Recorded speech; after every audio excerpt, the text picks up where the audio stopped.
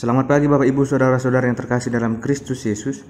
Sebelum kita menjalani aktivitas kita dalam satu hari ini, marilah kita sejenak mendengarkan firman Tuhan dan merenungkannya. Kita berdoa. Allah Bapa, pencipta langit dan bumi dan segala isinya, sungguh indah dan luar biasa berkat dan anugerah yang Kau berikan kepada kami sampai saat ini. Kami masih merasakan sukacita yang melimpah Tuhan.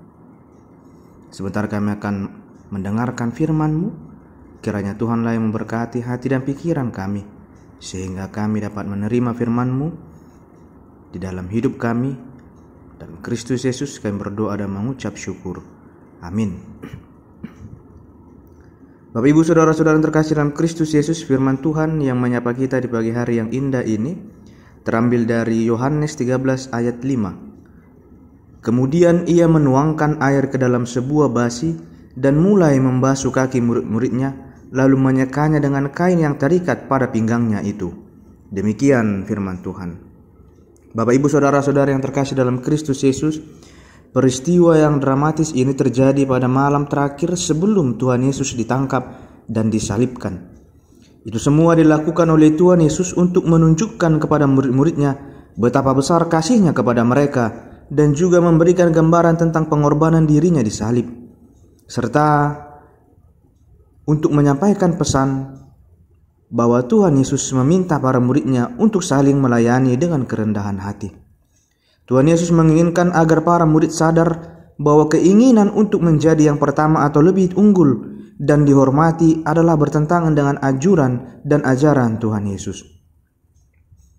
Aksi Yesus ini dikatakan sangat dramatis karena pekerjaan itu adalah pekerjaan seorang hamba yang mencuci kaki tuan-tuannya.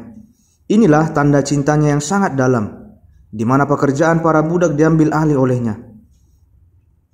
Coba kita lihat, sedangkan para muridnya sendiri tidak mau saling membasuh kaki. Mereka enggan melakukan hal itu. Karena itulah para murid Tuhan Yesus sangat terkejut melihat tindakan gurunya itu. Bahkan sampai kepada reaksi, misalnya Petrus, menunjukkan suatu reaksi bahwa dia tidak pantas menerima perlakuan itu dari Tuhan Yesus.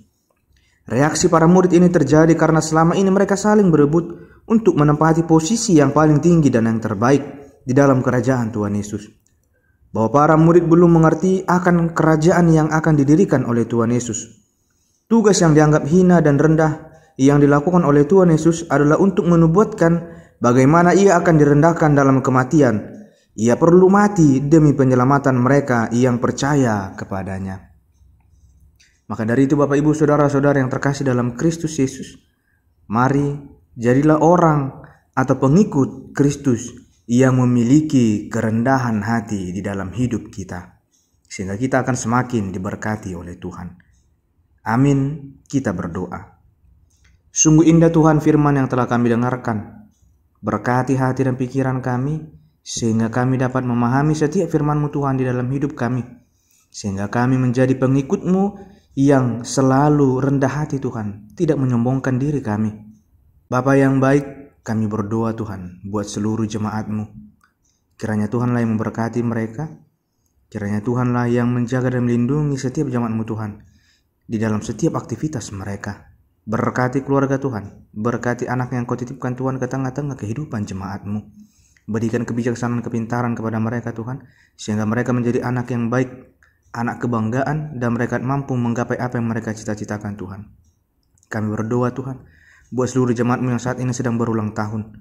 Kiranya Tuhanlah yang memberkati mereka, yang memberikan umur yang panjang kepada setiap jemaat-Mu yang berulang tahun pada saat ini Tuhan, sehingga mereka semakin merasakan kuasa-Mu Tuhan dalam kehidupan mereka, dan mereka semakin merendahkan hati mereka Tuhan di hadapan-Mu. Kami berdoa Tuhan bagi setiap jemaat-Mu yang sedang bergumul, yang sedang bersedih. Kiranya Tuhanlah yang memberkati mereka, yang memberikan kekuatan kepada mereka, sehingga mereka dapat kembali bersukacita dan terbebas dari pergumulan mereka, dan memuji memuliakan nama-Mu. Kami juga berdoa Tuhan bagi setiap jemaat-Mu yang saat ini sedang sakit, mungkin dirawat di rumah ataupun di rumah sakit Tuhan. Kiranya Engkau yang memberkati mereka, yang memberikan kesembuhan. Berkati para medis, berkati obat, biarlah itu menjadi perantaran-Mu Tuhan untuk memberikan kesembuhan bagi jemaat-Mu yang sakit. Kami juga berdoa Tuhan bagi jemaat-Mu yang saat ini sedang merindukan seorang anak hadir di tengah-tengah keluarga mereka, Tuhan. Kiranya Tuhanlah yang menjawab kerinduan setiap jemaat-Mu itu, Tuhan, dengan menghadirkan seorang anak ke tengah-tengah keluarga jemaat-Mu yang merindukan anak di tengah-tengah keluarga mereka, Tuhan. Kami adalah manusia yang berdosa, hapuskanlah segala dosa kami, sehingga kami menjadi saluran berkat bagi orang-orang yang ada di sekitar kami. Dalam Kristus Yesus kami berdoa dan mengucap syukur. Amin.